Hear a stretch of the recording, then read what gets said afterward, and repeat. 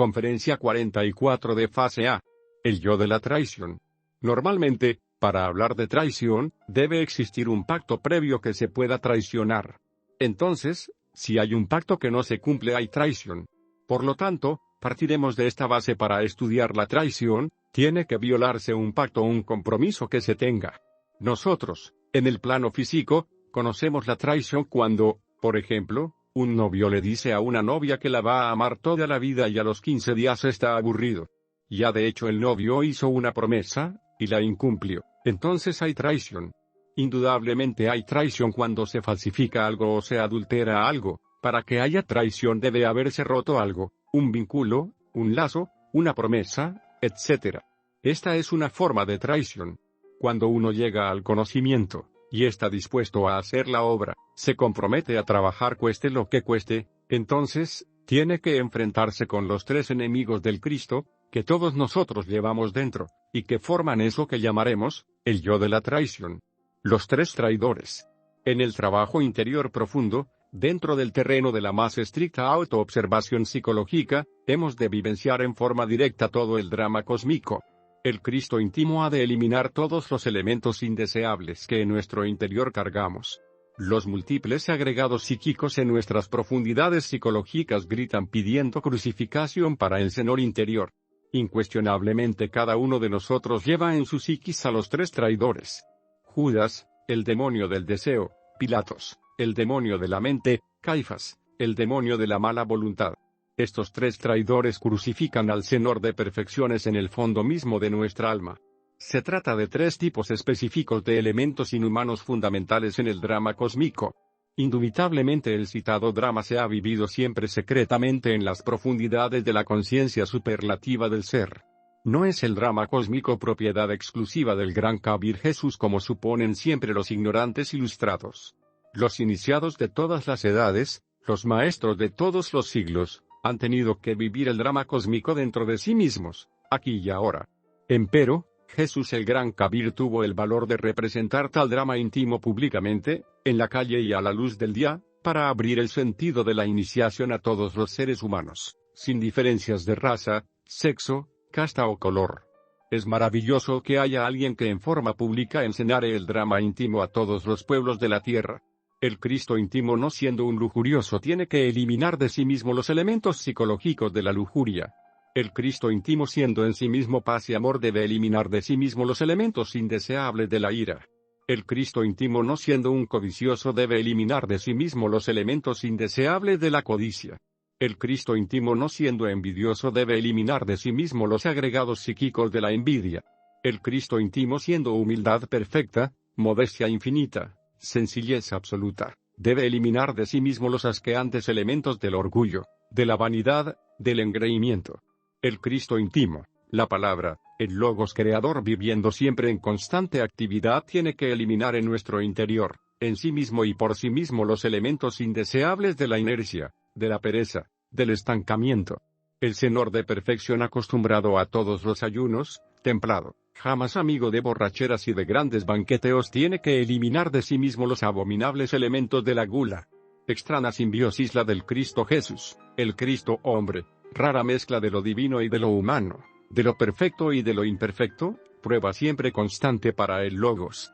Lo más interesante de todo esto es que el Cristo secreto es siempre un triunfador, alguien que vence constantemente a las tinieblas, alguien que elimina a las tinieblas dentro de sí mismo, aquí y ahora. El Cristo secreto es el Señor de la gran rebelión, rechazado por los sacerdotes, por los ancianos y por los escribas del templo.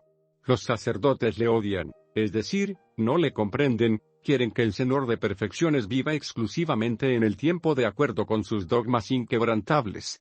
Los ancianos, es decir, los moradores de la tierra, los buenos dueños de casa, la gente juiciosa, la gente de experiencia, aborrecen al Logos, al Cristo rojo, al Cristo de la gran rebelión, porque éste se sale del mundo de sus hábitos y costumbres anticuadas, reaccionarias y petrificadas en muchos ayeres. Los escribas del templo, los bribones del intelecto, aborrecen al Cristo íntimo porque éste es la antítesis del anticristo, el enemigo declarado de todo ese podridero de teorías universitarias que tanto abunda en los mercados de cuerpos y de almas. Los tres traidores odian mortalmente al Cristo secreto y le conducen a la muerte dentro de nosotros mismos y en nuestro propio espacio psicológico.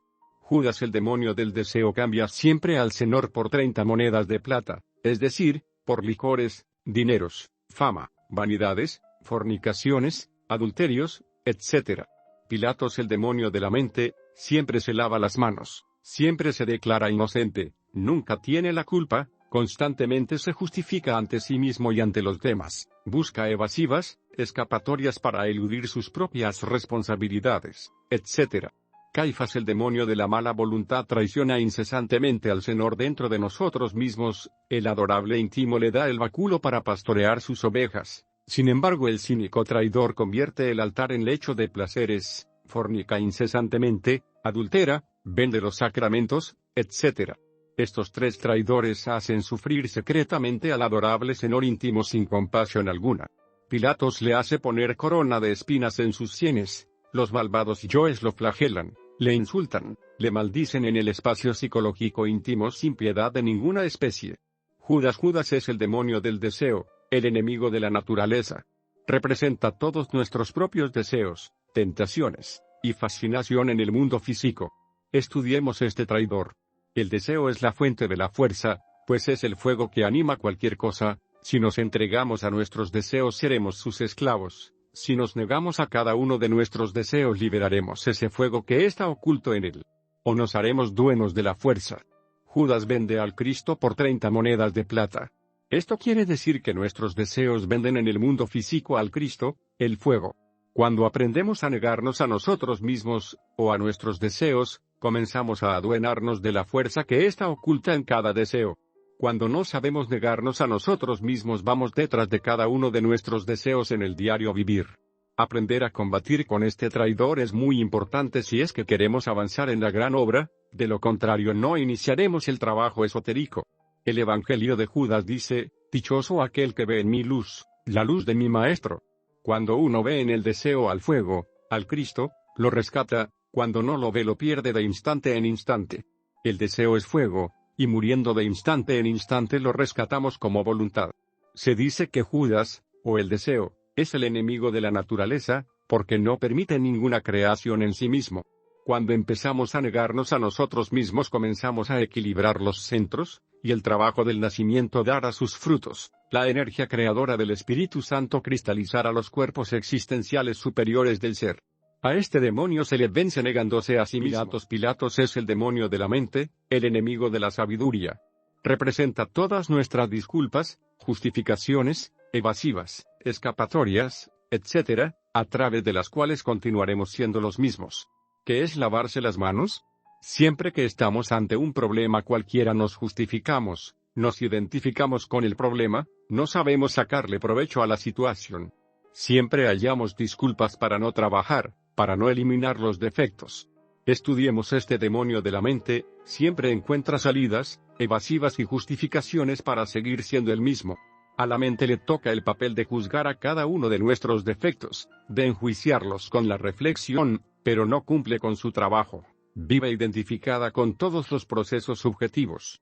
Si queremos morir tenemos que dejar de justificarnos, tenemos que juzgarnos despiadadamente, no debemos aceptar las escapatorias, debemos volvernos serios con el trabajo.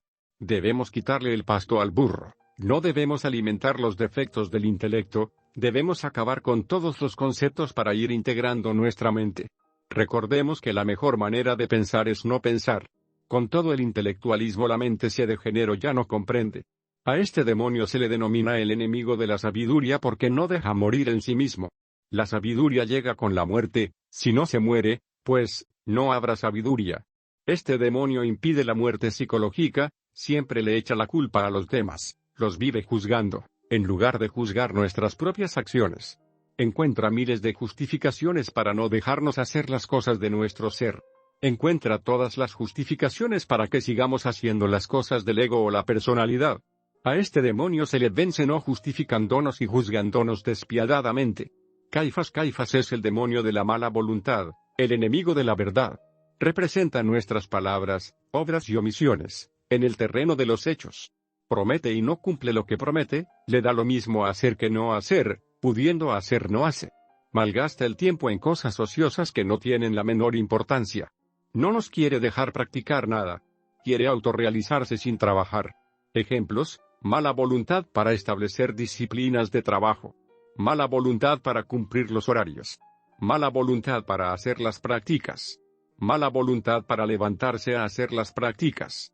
Mala voluntad para investigar. Mala voluntad para comprobar.